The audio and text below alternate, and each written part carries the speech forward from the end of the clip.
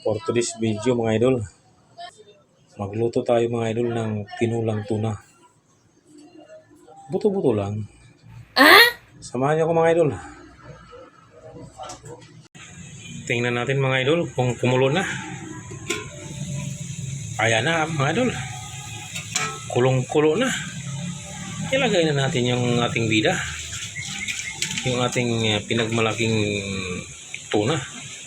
At siyempre, ito na yung mga idol. Yung ating pinagmamalaking tuna.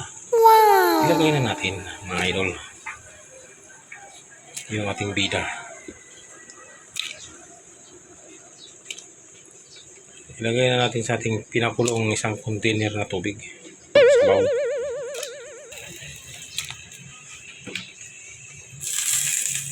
Napakayami. Ayan na. Antayin na lang natin maluto, kabayan. Saka natin ilagay yung ating gulay, yung ating pichay. Takpan natin, idol. Ayan na mga idol. Malapit na.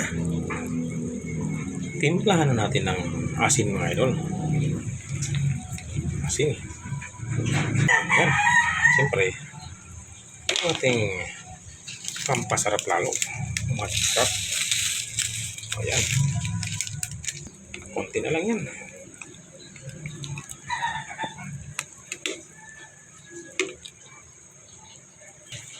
Ayan na mga idol.